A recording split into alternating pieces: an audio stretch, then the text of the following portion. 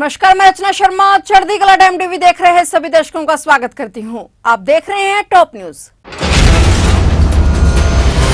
मुख्यमंत्री भगवंत सिंह मान आज चुनाव प्रचार के लिए संगरूर पहुंचे। इस बीच उन्होंने धुरी में एक जनसभा को संबोधित किया। अपने संबोधन में उन्होंने महिलाओं को प्रति महीने 1000 रुपए देने के वादे की भी बात कही। मुख्यमंत्री ने कहा कि वे लगातार इस पर काम कर रहे हैं और जल्द ही अपना वादा पूरा करने जा रहे हैं। उन्होंने कहा कि माताओं बहनों को 1000 रुपए देने का वादा पूरा किया जाएगा और अब हम 1000 रुपए की जगह 1100 रुपए देंगे। सीएम मान ने कहा कि एक बार खाते में पैसा आना शुरू हो गया तो वह कभी बंद नहीं होगा।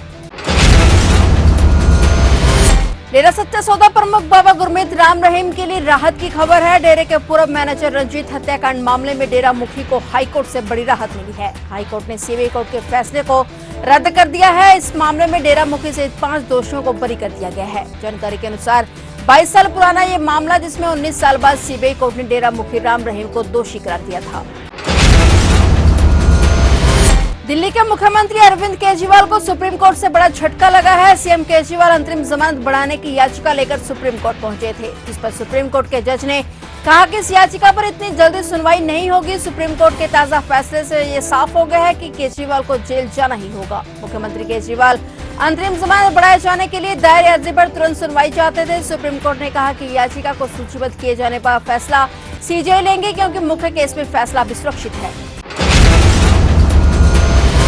दिल्ली हाईकोर्ट ने मनी लॉन्ड्रिंग मामले में आम आदमी पार्टी के नेता सत्येंद्र जैन की डिफॉल्ट जमानत याचिका पर ईडी को नोटिस जारी किया है। सत्येंद्र जैन ने दिल्ली की राउंड रेवेन्यू कोर्ट के आदेश को चुनौती दी है, जिसमें कोर्ट ने 15 मई को उनकी जमानत याचिका को रद्द कर दिया था। मनी लॉन्ड्रिंग मामले में आप नेता सत्येंद्र जैन की डिफॉल्ट बेल पर हाईकोर्ट ने प्रवर्तन निदेशालय को नोटिस जारी कर जवाब मांगा है।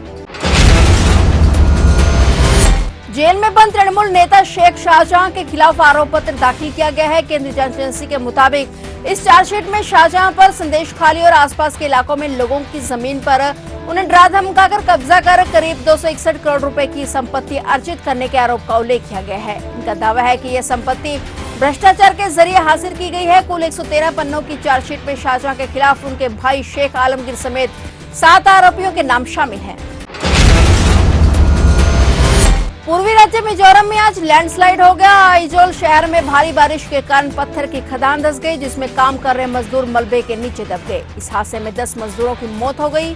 कई मजदूर मलबे के नीचे दब गए, जिनमें से 2 मजदूरों को रेस्क्यू कर लिया गया। पुलिस के मुताबिक इलाके में आज सुबह से भारी बारिश हो रही है और इसी के चलते खदान धंस गई।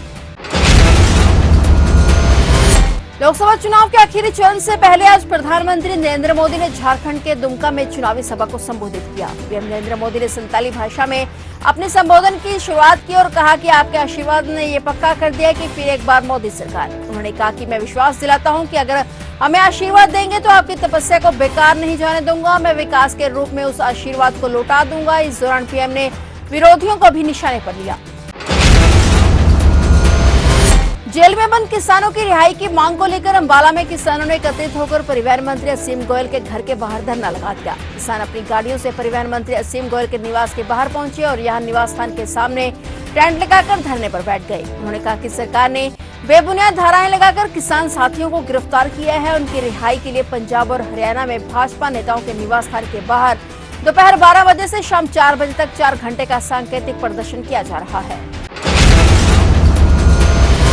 दिल्ली से बनारस जा रही इंडिगो फ्लाइट में आज बम की सूचना से हड़कंप मच गया। इंडिगो की फ्लाइट दिल्ली से बनारस के लिए उड़ान भरने वाली थी, तभी विमान में बम होने की खबर मिली। इसके बाद आनंद फानन में आईजीआई एयरपोर्ट पर विमान की इमरजेंसी एविएशन कराया गया और फ्लाइट में बम की खबर मिलते ही यात्री और क्रू मेंबर्स के बीच खलबली मच गई। ये लोग एयरपोर्ट पर ही विमान के इमरजेंसी एग्जिट से कूदकर भागने लगे। प्लेन में बम होने की सूचना के बाद फ्लाइट को एक आइसोलेट जगह पर ले जाया गया, जहां पर सभी यात्रियों का इमरजेंसी एग्जिट कराया गया। गनीमत रही कि सभी यात्री सुरक्षित हैं। पंजाब में भीषण गर्मी ने लोगों को बेहाल कर दिया है। राज्य का जिला बठिंडा पंजाब का सबसे गर्म शहर रिकॉर्ड हुआ है। मौसम विभाग के अनुसार यहाँ का तापमान 48 डिग्री पार कर गया है, जिसमें लोग गर्मी से बेहाल हो रहे हैं। बता दें कि इससे पहले जिले में गर्मी से 2 लोगों की मौत जबकि कई बेहोश हो चुके हैं। देश में 17 जगह पर तापमान 48 डिग्री सेल्सियस को पार कर गया है। फिलहाल टॉप न्यूज में इतना ही और नए समाचारों के साथ फिर से हाजिर होंगे। तब तक के लिए देखते रहिए चढ़ती कला टाइम टीवी।